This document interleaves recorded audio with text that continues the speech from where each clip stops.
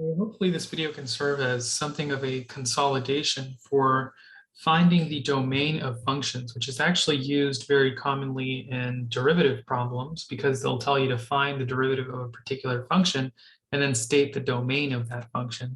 So in this case, we're going to say that we are finding the domain of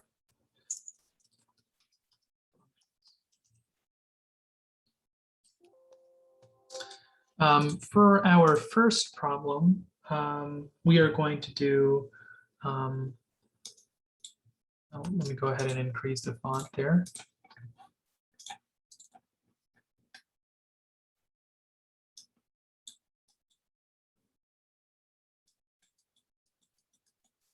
F of x equals 2x minus 7, and we want to state the domain. So the basic idea here is that if it's a polynomial, a linear function like this, then you have all real values in the sense that you could plug in any input for x and you would get a valid corresponding y output back. And so you can think of that as, if you had a graph and then this were some type of a function, a linear function that is, then I could plug, it's going to infinity in both directions. And so the idea there is that you could plug in any number and that line would still be consistent back there. And so you could essentially plug in any number ranging in both directions, and you would get a corresponding y value. So the conclusion there is that we're going to say that since f of x is a linear polynomial function, the domain is all real numbers as valid inputs. And the idea behind that is that, if you were to think of a number line and you were asked, well, okay, what are the valid inputs of x for this particular function? You know that this is negative infinity and this is positive infinity. So you'll just say that from negative infinity to positive infinity, all valid inputs are valid. All x values are valid. And the way you would represent that is you'd write a D for domain and you'd say that, I could plug in anything from negative infinity to infinity and it would be valid for this particular function. So for this case here, it is perfectly fine to say the domain is from negative infinity to infinity. We have another question here, which, and this is just to demonstrate the previous example, but f of x is equal to x squared minus 3x minus 5. And in this case, again, we can pretty much just, copy paste the same reasoning because this is a linear function. So its domain is defined on all real numbers. So we can say that the domain is negative infinity to infinity. And we would essentially stop at that, and that would conclude the domain for this particular function. And we'll continue on here with our first example that differs from the previous. And this looks something like f of x is equal to 5 over x minus 2, and it wants us to essentially state the domain of that function. The basic idea here is that we'll say that the denominator of a function cannot equal to 0, otherwise the function is undefined.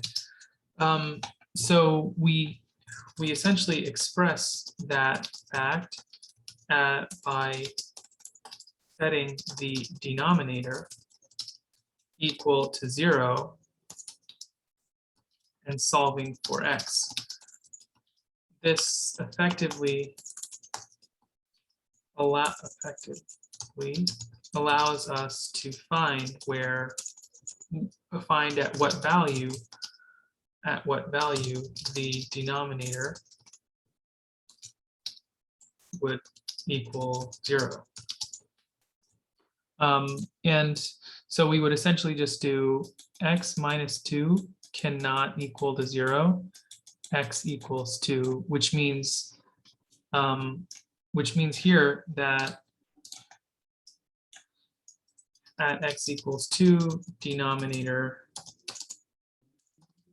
is 0.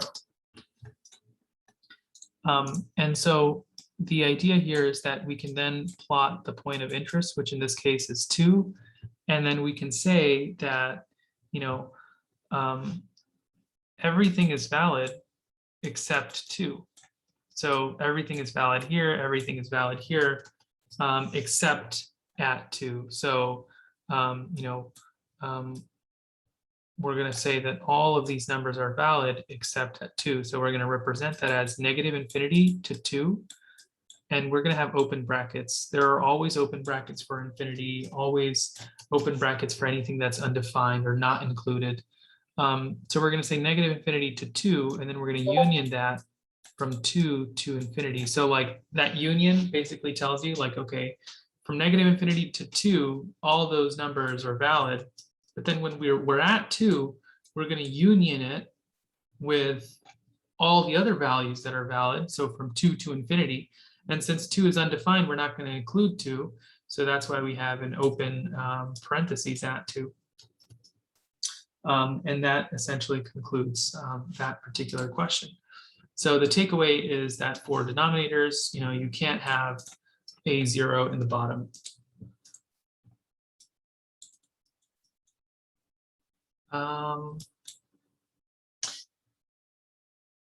We're going to move forward here. Here we have an example that says f of x is equal to 3x minus 8. And then we have x squared minus 9x plus 20. And the basic idea is that, again, we're looking at a rational, this is a rational function because it meets the form of P over Q. And the basic idea is that, the denominator cannot equal to 0. So we express that fact as to say that we'll go ahead and have all of this logic. And we want to, at this stage, factor the denominator. So we'll start by saying x squared minus 9x plus 20 cannot equal to 0. And here we want to factor this. So we're going to say that, 20, you want to find two numbers that multiply to this and add to this. So 20, we're thinking about 20x squared, right? So that's going to be, if we do 5 and 4, then they multiply to 20, but they add to -9 if and only if both of them are negative. And that doesn't break the fact that they multiply to each other, because if you multiply -5 and -4, you will in fact get 20. And if you add -5 and -4, you will in fact get -9.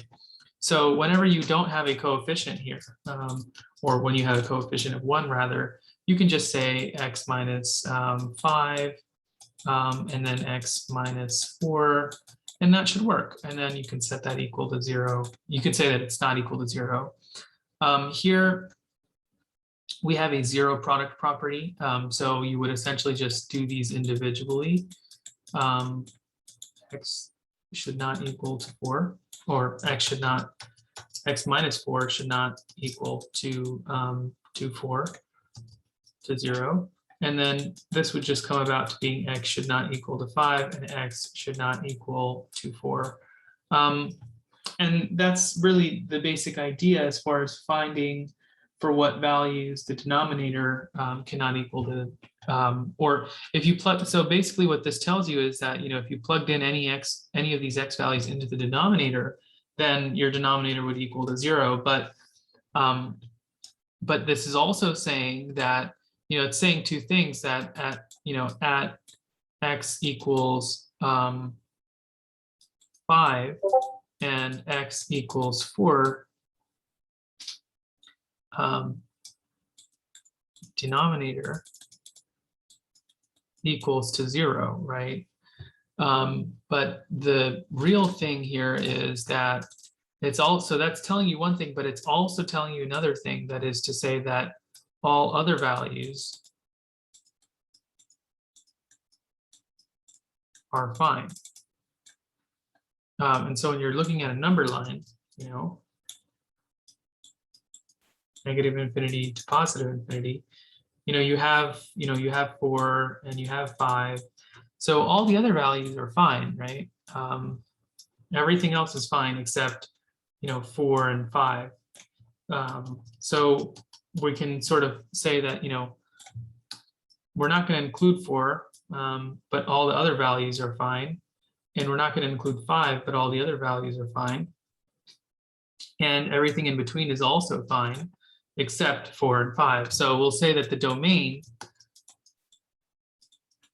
is negative infinity to 4, negative infinity to 4, and then we're going to union that with 4 to 5. We're not including these values, which is why we have this open parentheses. And then we're going to say, 5 to infinity. So negative 4 to 4, and then 4 to 5, and then 5 to infinity. These are all the valid inputs that we can have. And that essentially concludes this part here.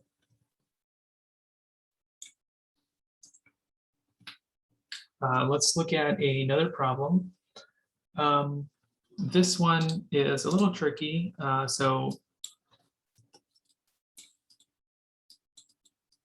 f of x equals 2x minus 3 over x squared plus 4. The idea here is that, if you're looking at the denominator, you know that x squared plus 4 cannot equal to 0. And then you're trying to do this x squared cannot equal negative 4. And then if you take the square root of both sides, you immediately have a problem because you can't take a square root of a negative number. This is an indication of the fact that maybe your denominator cannot equal 0 for any input of x. So we're gonna, because if you put any negative number, it's gonna be positive. So you're always gonna have a positive number in the denominator. So you can then say that for any input of x, whether it's negative or positive, you will always have positive numbers.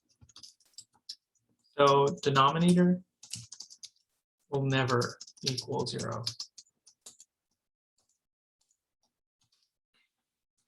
And that's the basic idea behind it.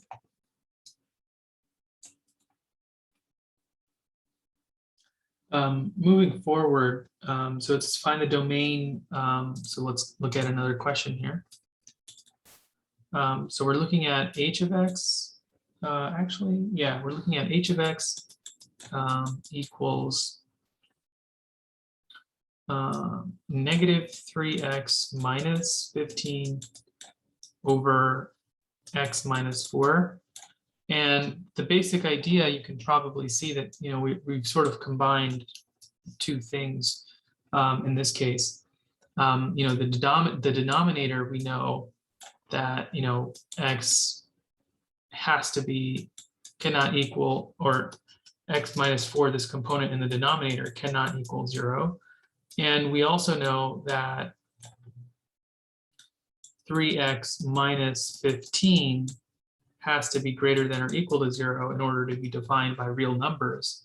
So we take both of these facts and we judge them individually. So we're going to take this, we're going to take one fact, which is to say that 3x minus 15 must be greater than or equal to 0. And the other fact, that x minus 4 cannot equal 0. and we'll solve. So we'll say that 3x should be greater than or equal to 15. X should be greater than or equal to 5, because you're going to divide both sides. And then here, x cannot equal 4. And the basic idea, actually, 4 times.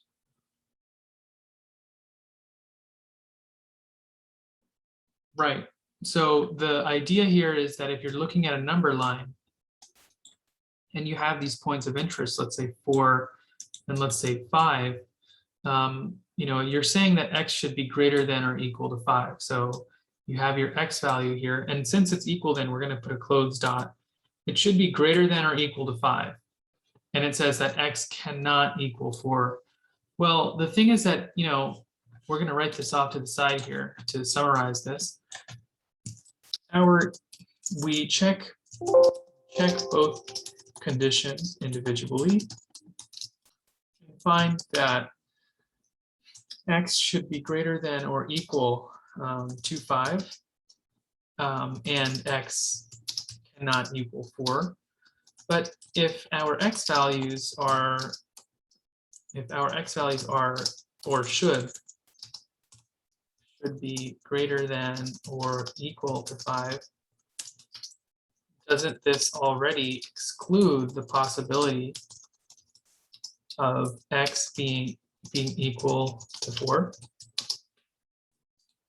You know, which means like if x has to be greater than or equal to 5, then all those numbers below are sort of deemed invalid, including that eventuality of x being equal to 4. So in this case, we would just say that the domain is from, it's including 5, so we're going to put a closed bracket, and then to infinity, closed bracket, open bracket. And that essentially concludes this particular question type.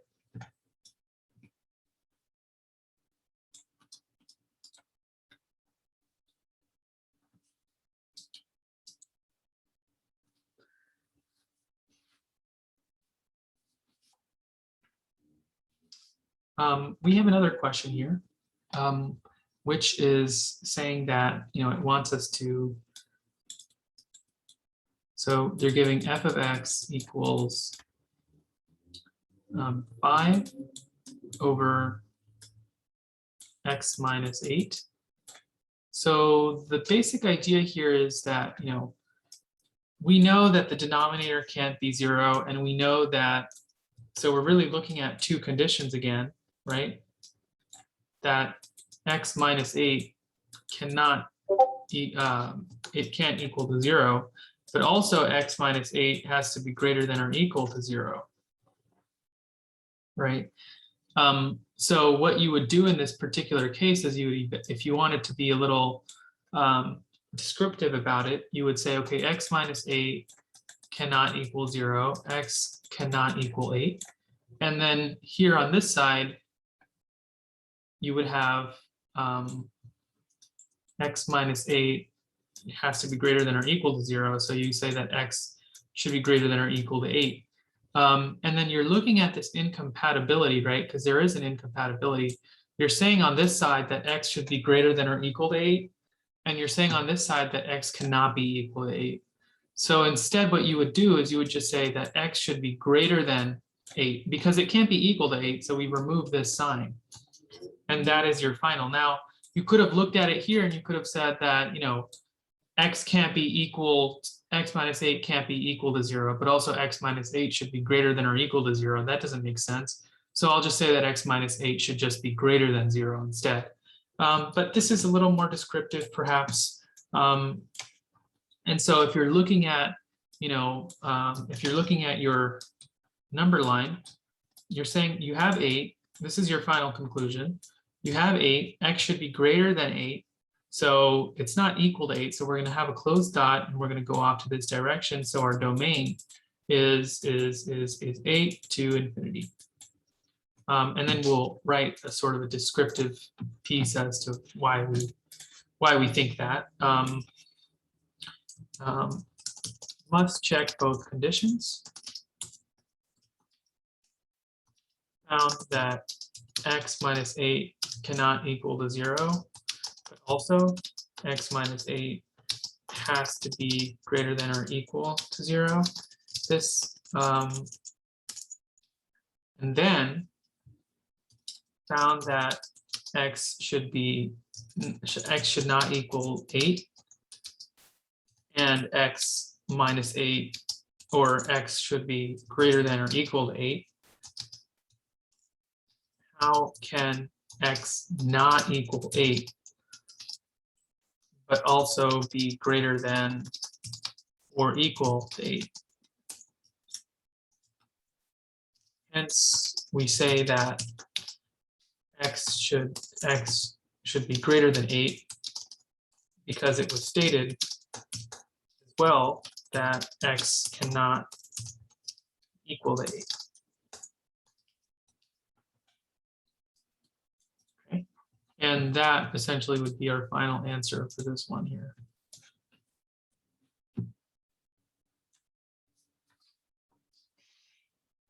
So, this problem in particular was slightly tedious, but let's look at, another one that sort of resembles its pattern. So we'll have Q for question. And we'll say that h of x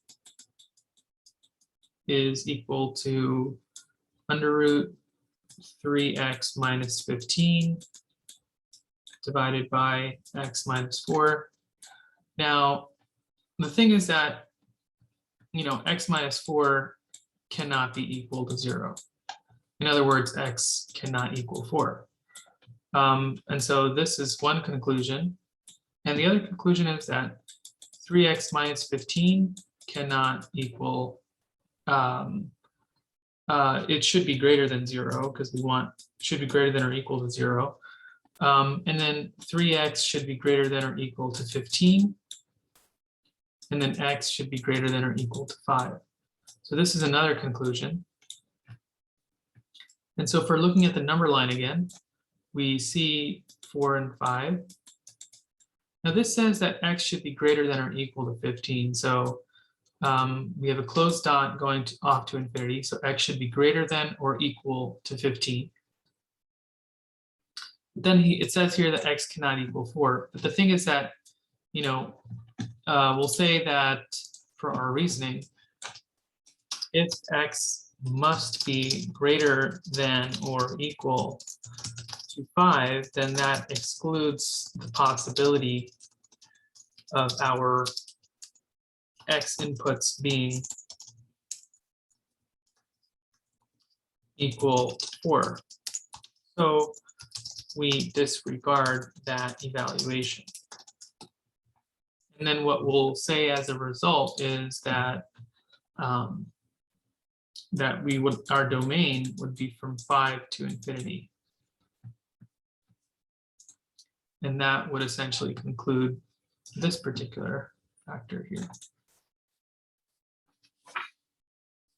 We're looking at another example. So for this one, we have g of x should be equal to 5 over x minus 8. In this particular case, x minus 8 should not equal 0, but x minus 8 should also be greater than or equal to 0. So instead, we'll just say that x, well, I think we already did this example. Yeah, I think we did do this example. Yeah, I think that pretty much concludes it, I would say. Not a problem in this case. But I think that was with a different, those were the same values. But yeah, that pretty much concludes it.